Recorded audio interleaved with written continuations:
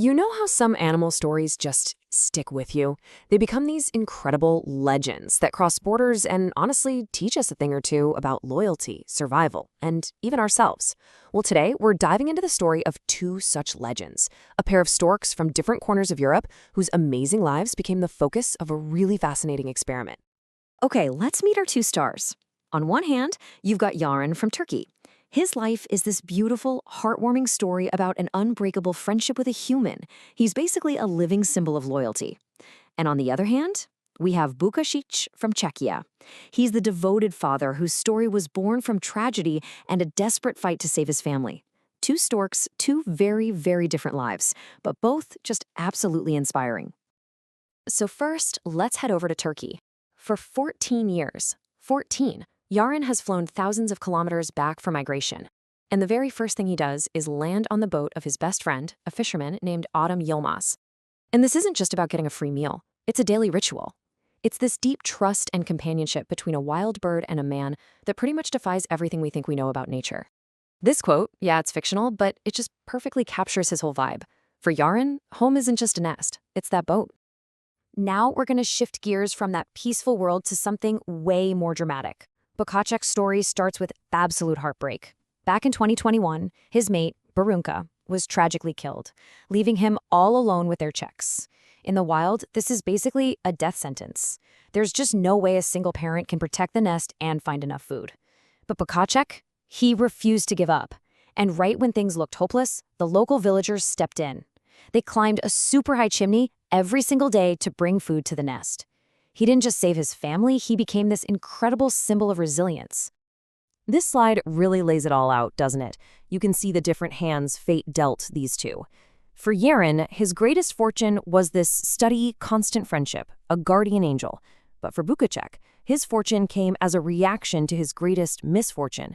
It was a lifeline from people when he was at his lowest point. And what you end up with are two totally different heroes. Yaren, the happy, retired family man, and Bukáček, the battle-worn, proud warrior. So we've got these two powerful real-life sagas that have captivated thousands of people online. But here's the thing. The way their stories were put together is a whole other story in itself. I mean, how do you take all these facts, all this emotion, and weave it into a single narrative that actually does them justice? Well, that question leads us to the second and maybe even more fascinating part of this whole thing. That's right. The author, Aydın Tiryaki, saw this as the perfect chance to put modern AI to the test. He gave an AI the job of being both the researcher and the creative storyteller to see if a machine could actually capture the heart of these two storks' incredible lives. Okay, let's break down how this experiment worked, starting with phase 1. The very first challenge for the AI was to put on its detective hat and act like a top-notch research assistant. For this part of the job, Tiryaki used Google's AI, Gemini. And its mission was pretty straightforward, but also really demanding. Find out everything, and I mean everything, about Yaren and Bukáček, and organize it all into a detailed report. Now, this wasn't just some lazy, hey, tell me about these storks kind of request. No way. The AI was given this super specific 9-point prompt that you can see here. It had to dig into their history, their families, the details of their live streams, who helped them. It was even asked to compare their luck and misfortune. The whole point was to test if the AI could do real, guided research, not just skim the surface. And you know what? On this front, Gemini totally nailed it. The report was fantastic. So, the research phase? A huge success. Now, let's move on to phase 2. Because this is where the AI had to switch gears from just finding facts to actually being a creative producer. For this creative part, a different tool was brought in, NotebookLM. Its job was to take that super detailed research document from Gemini and turn it into a short, compelling script for a video. And this is where things got really, really interesting. So the researcher, Aydın Tiryaki, gave NotebookLM total creative freedom on what to say. But he gave it one very strict technical rule that was absolutely crucial to the whole experiment. The final script had to be exactly 120 seconds long, 2 minutes. Not a second over, not a second under. A simple but very firm creative box to work inside. So the stage was set. The AI had the research, it had the creative task, and it had one very clear rule. The big question was, could it actually do it? Could it balance that creative storytelling with a hard technical limit? And as this chart makes painfully clear, the answer was no. A resounding no. The AI completely blew past the time limit. After multiple tries, the absolute shortest script it could come up with was 246 seconds. That's over 4 minutes long, more than double what was asked for. So we end up with this really fascinating split result. Creatively, the what, it did exactly what it was told to do. It focused perfectly on the storks. But technically, the how, it was a complete failure. And this really points to a big challenge for AIs right now. They're great at generating stuff, but they can really struggle with abstract ideas like time and pacing. They just haven't quite mastered that yet. So this brings us to the final verdict. This little experiment gives us a perfect snapshot of where creative AI is today. It's an amazing research assistant for sure, but it's not quite ready to be a reliable producer. But wait, the story doesn't quite end there. In fact, one of the most incredible things to come out of this was what happened inside the AI's failure. Even though it couldn't stick to the time limit, every single time it wrote a script, it came up with a slightly different, more nuanced conclusion. It showed this little spark of creative interpretation. For example, one of its endings was all about technology. It suggested that things like the live streams that made these storks famous might actually be making our connection to nature stronger, not weaker. But then another version got all philosophical. It used the two storks' lives to ask us a direct question. What's our role in nature? Should we be proactive protectors, like Yaren's friend, or should we be the helping hand that shows up in a crisis, like Bukáček's saviors? And when you put it all together, the experiment leaves us wrestling with this huge question. Is AI becoming a real creative partner, something that can interpret and add its own meaning? Or is it still just a really powerful, sometimes disobedient tool that needs a human to guide it? So let's just quickly boil this down. What are the big takeaways? 1. Give an AI a clear research job and it's brilliant. 2. Ask it to be creative inside a type box and it might just wander outside of it. And maybe the most important takeaway, it can come up with different, thoughtful conclusions from the exact same information, which just goes to show how essential that human touch still is in any creative project. And that leaves us with one final thought. Okay, so the AI failed this particular test, but it's learning, and it's learning fast. So the real question isn't about what it can't do today, but what it's going to be able to do tomorrow.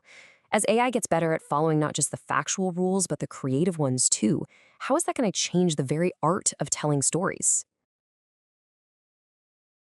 Okay, let's unpack this. Let's do it. Today, we are embarking on a deep dive that I think brings together two wildly different worlds. Oh, for sure.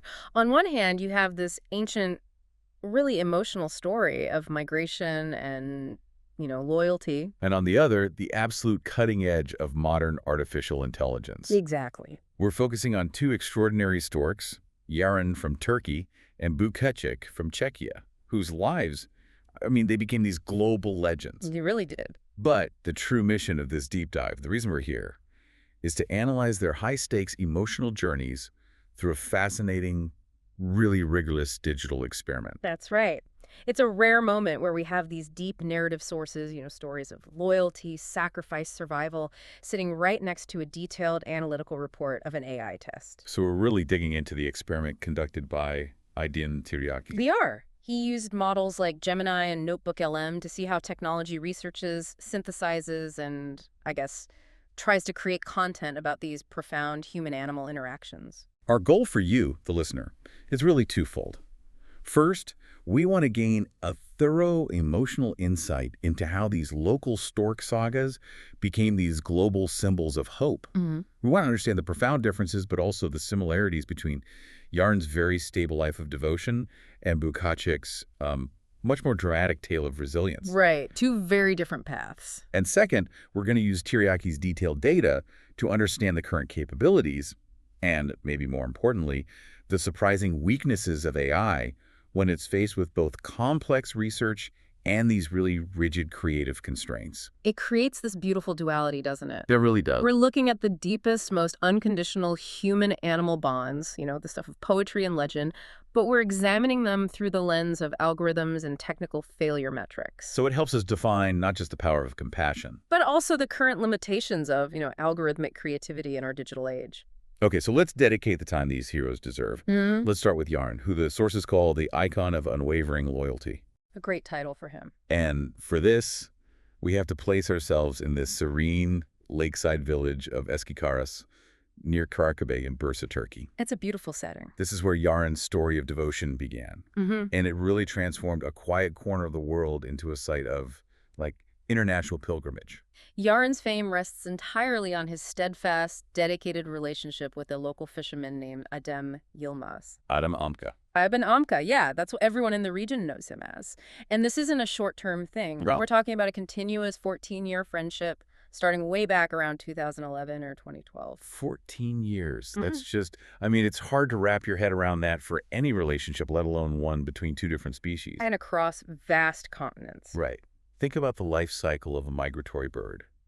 Every single year, Yaren completes this journey of thousands of kilometers south for the winter. He deals with storms, predators, exhaustion, all of it. And yet, every spring when he returns, what's his number one priority? It's the ritual. It's become this predictable, almost sacred sign that spring has truly arrived in Eskikaras.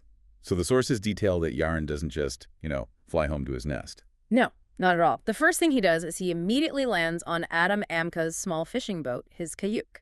That simple wooden boat is his touchstone. It's his home base. It is. I think the description of Yaren's nest, his home, is particularly telling. The sources noted that Yaren's yuva, his home, it's not defined by sticks and branches built high up somewhere. Which is what you'd expect biologically. Exactly. Instead, his home is defined by Adam's kindness and the tranquility of that boat. That's a beautiful way to put it. It's a definition of absolute trust and comfort over, biological imperative.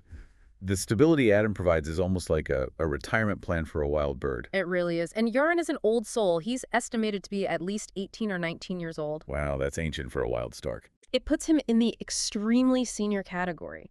And through all that time, he's maintained this incredible fidelity to Adam and stability in his personal life, too. He returns every year with his mate, Nazla. So his is a story of predictable, unconditional love, and really peace. Peace is the right word. And his story, it gained massive global traction, especially after 2016. Right, and that was thanks to the documentation efforts of a photographer, Alper Tudis. Tudis was the one who captured the visual poetry of this relationship. The old fisherman, the weathered boat, the trusting stork. And that imagery just took off. It launched Jan from a local wonder to a global icon. So Yaren really represents the gentle, sunlit side of the human-animal bond. He does. Yeah. But now we have to shift that narrative entirely. Okay. We travel thousands of kilometers northwest to Mladi Buki village in Czechia, where we find Bukáček. A figure defined by resilience and sacrifice. A completely different story, high drama. And it starts not with stability, but with sudden, devastating loss. That loss happened in 2021. Yes. Bukáček was an adult male, already established in his nest, when his mate, Barunka, or Anne, as she was sometimes known. She was killed tragically. She collided with a high-voltage wire. It left him utterly alone with newly hatched chicks and unhatched eggs during the absolute most critical period of nesting. Which is just the worst possible time for that to happen. The worst. And the sources didn't mince words about this. Under the merciless rules of nature, this was a death warrant for the young. The death warrant. Yeah. That's stark. It wasn't just sadness, it was a biological impossibility for survival. The metabolic demands are just too high. A single parent cannot keep the young warm and constantly hunt for the vast amount of food they need. Wait, I have to pause there.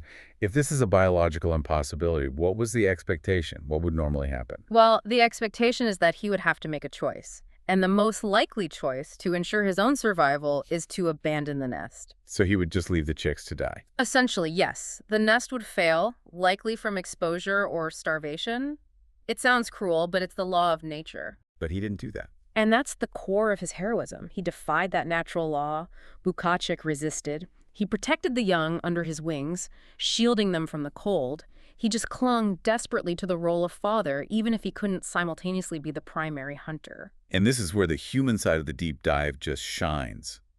In Buki, this tragedy became a community mission. He really did. This local hero, Jize Ivan, he stepped forward. He did. He, along with other villagers, undertook this monumental task of climbing the high chimney at the baka where the nest was located. And he did this daily, not just once. Daily, repeatedly, Yeah. climbing this tall structure to leave fresh fish for the chicks. That is just unbelievable solidarity. It is. It was a conscious, reactive decision by humans to override a natural calamity. And that allowed Bukáček to succeed in his near-impossible task as a, what was the term? Dul Baba. Dul Baba. We can translate it as the widower father, or I think more evocatively, the veteran father. The veteran father. Yeah. I like that. A figure forged by immense struggle. And his resilience was truly recognized. Unlike Yaren, whose life is about continuity, Bukáček's is about rebuilding. He later found a new mate, Batinka, showing that survival can lead to renewal. Which is such a hopeful end to a tragic chapter. Absolutely. Okay, here's where it gets really interesting, because now we can use the AI's analytical framework to compare these two incredible yet utterly different lives. Right. This is where the experiment kicks in. Gemini was tasked with synthesizing these stories, and it came up with two really powerful archetypes. The AI perfectly captured the duality. For Yaren, it came up with the happy retiree. The happy retiree, and not in the sense of being old and slowing down. Right. No, not at all. More in the sense of having achieved an almost guaranteed stable life that's free of major existential threats. Thanks entirely to human intervention. Entirely. So what defined the happy retiree's fate? According to the AI, his biggest luck was clear. It was Adam Amka acting as his guardian angel, providing security, companionship, and supplementary food. It's guaranteed comfort, which is just unheard of for a wild animal. It is. But the AI also identified his biggest unluckiness. The stress of fame. That's the fascinating modern trade-off, isn't it? It really is. Yaren is constantly watched by large crowds gathering near the boat, and most acutely by the pervasive 724 live stream. So that continuous surveillance, the pressure of being a global icon, you know, the focus of thousands of binoculars and cameras. It's a subtle but definite burden. It has to disrupt the quiet sanctity of his life. I would think so. Now compare that to Bukáček, the veteran father. A completely different set of circumstances. His biggest unluckiness was almost absolute. The loss of his mate, Barunka, during the nesting period. Which the AI identified as the greatest catastrophe a stork parent can face. An immediate life-threatening disaster. But then look at his corresponding luck. It was directly tied to that disaster. Exactly. The powerful, immediate, and potentially dangerous human intervention that followed Gigi Zaman climbing that chimney. That saved his offspring. It saved his offspring, and the source material insightfully concluded that this act rebuilt trust in humanity. Wow. That is a profound synthesis. It really is. So Yaren found a peace that bred loyalty and stability, sustained by proactive friendship. And Bukáček found a resilience that was forged in tragedy, sustained by reactive human compassion. But the underlying thread, the common ground that the AI successfully identified, is this powerful, unconditional human-animal bond, which is just amplified by the modern world. We need to spend some time on this amplification effect. Yeah, that's a great point. It's so easy to dismiss technology as isolating, but in these specific cases, it acted as a massive global amplifier for local compassion. Totally. I mean, 50 years ago, Yaren's quiet ritual might have been known only to a few villages along the lakeside. A local legend? Maybe. Maybe, but that's it. Absolutely. The first agents of fame, as we discussed, were human Adam Yilmaz, the friend, Albertudis, the photographer, Jishi Zaman, the rescuer. They provided the initial impetus, the hands-on care. And this is critical. They demonstrated two really distinct types of compassion, didn't they? They did. Yaren's fame was built on proactive kindness, sustaining a long-term friendship. It's about consistency. And Bukáček's fame was built on reactive solidarity, a sudden, collective emergency intervention to prevent a tragedy. These individuals are the bridges. They are the human core of the story. But the global scale, the sheer depth of collective global empathy, that comes directly from the digital bridge. The 724 live streams. Exactly. Yaren Stream, run by the local Karakabi municipality, has been streaming since roughly 2019. It turned his quiet life into a daily, serial drama that people around the world just tune into. And Bukáček's stream, Happy Buki, it became a massive global phenomenon in 2021 when the tragedy hit. Right, because you weren't just reading about a stork in a local paper. No, you were witnessing a life-or-death drama unfold in real time, from your living room. Let's discuss the profound impact of that immediacy. Why does watching a stork on a live stream cultivate this global empathy so much more effectively than just, say, reading a well-written article about it? I think it's the combination of vulnerability and transparency. A live stream removes the filter of the journalist or the photographer. You're a direct, unmediated witness. Exactly. You see the life, the success, and sometimes the failure with your own eyes. Thousands of people worldwide were rejoicing when Bukáček's chick survived, and they were grieving, actively grieving, when he lost his mate. It transforms the emotional experience from passive reception to active, shared global witness. Yes. The sources raised a fascinating philosophical question here.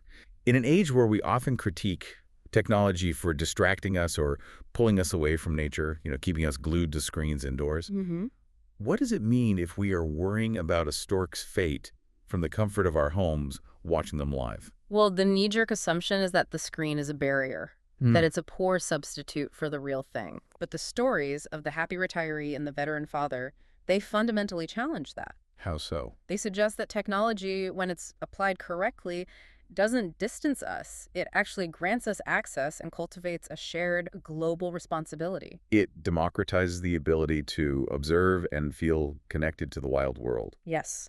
And it inspires action, whether that's just clicking a like button or, in the case of Malati Bookie, actually climbing a chimney. So it creates a sense of shared community around vulnerability. You feel invested because you are part of the audience watching a real-life struggle. The emotional narrative of these birds is so powerful that it overrides the perceived coldness of the technology used to transmit it. It's the perfect high-emotion subject for our upcoming discussion on the AI experiment. Exactly. These are stories of vast emotional depth and high human interest. So now we ask, can an algorithm truly grasp and convey that depth, especially when it's given strict human limitations? This transition is crucial. We move from the intense emotional narrative of the storks to the cold analytical framework of a technological test. Right. Can AI research these highly relevant narratives and then translate that research into compelling, structured, creative content that actually adheres to human rules? This is the core of Aydın Tiryaki's test. The setup was designed to treat the AI as both a highly capable research assistant and a subsequent creative director. He employed Google's Gemini for the research and synthesis, and then NotebookLM for the actual content generation, specifically video summaries. Okay, let's look at phase one. Gemini as the researcher.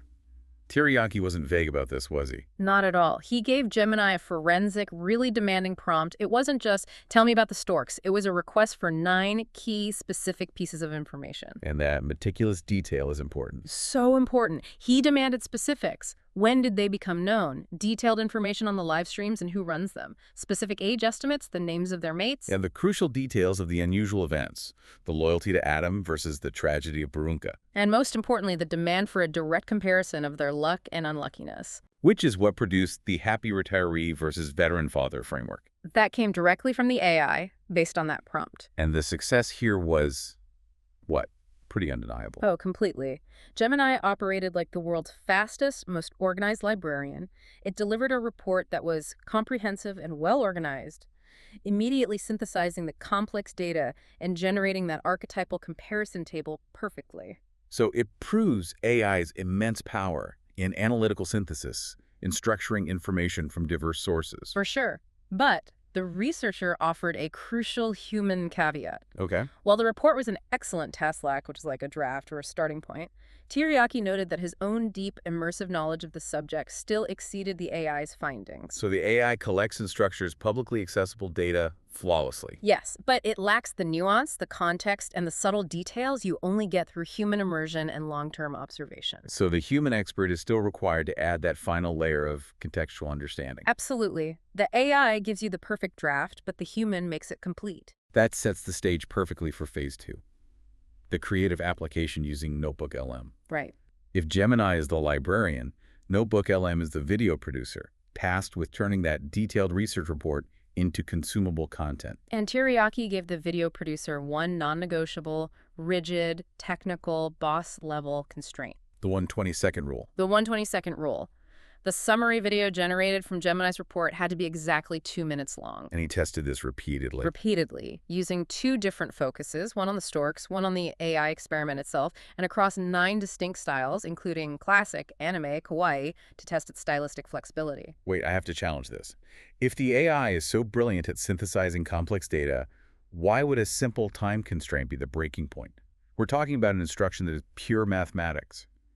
120 seconds. That is the ultimate insight of this deep dive. It seems so simple, right? It does. But the experiment concluded that the AI's success rate in hitting that specific 120-second target was, and I'm quoting the source material directly here, a big 0. A big 0, so Yeah. not even close. Not even close. In the first batch, the stork theme test, the AI completely ignored the time limitation. And when you say ignored, you mean it spectacularly failed. The resulting videos weren't just like 130 seconds. Oh, no. They were often more than twice the requested length, the longest stretched out over 5 minutes. 5 minutes when you ask for 2.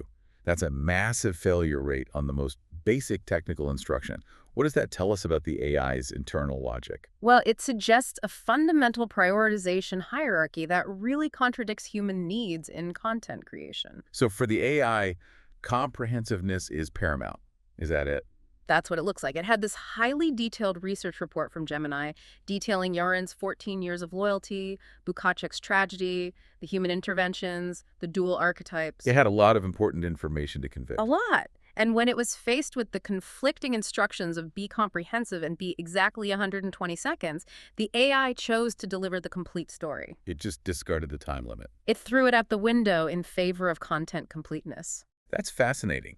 The AI prioritized the emotional weight and the factual completeness of the stork stories over the rigid technical requirement of the format. It's almost like it decided that Bukáček's tragedy couldn't be rushed into 2 minutes, which is an interesting creative choice if it was a choice. Right. And this is contrasted by the areas where the AI absolutely excelled, which proves that the failure was specific to the constraint, not its general capability. Okay, let's highlight those successes because that's important context. It is. The AI was flawless in following high-level content-focused commands. Completely. When Tiryaki said, focus only on the storks and ignore the AI experiment, it did exactly that. When he said, focus only on the AI experiment and briefly mentioned the storks as context, it obeyed that instruction perfectly too. So it understands thematic boundaries. And its ability to process structured data was impeccable. That complex comparison table that Gemini created, the happy retiree and the veteran father, was copied with near-perfect fidelity across all 9 stylistic outputs. AI loves structure and data. It thrives on it. But here is the most surprising creative success. Despite being given identical inputs, the same Gemini research report, and the same overall prompt, NotebookLM generated vastly distinct stylistic outputs and, critically, 9 unique philosophical takeaways. this is where we see true creative variability. It is. While the core factual structure remained highly similar, the sources estimated about 85–90% similarity in the sequence of information. You know, intro, YAREN, Bukáček, comparison. Right, that part was stable, but the tone and the final message were radically different depending on the style he chose. Let's delve into those final messages for a moment, because that really demonstrates the AI's ability to draw nuanced thematic conclusions from a set of facts. Okay, so take the stork theme test. It had 9 identical factual inputs. But the resulting philosophical takeaways stressed entirely different concepts. Exactly. For instance, one style might conclude by stressing the universal language of empathy, the idea that kindness transcends geography and species. Okay, a very hopeful message. Right.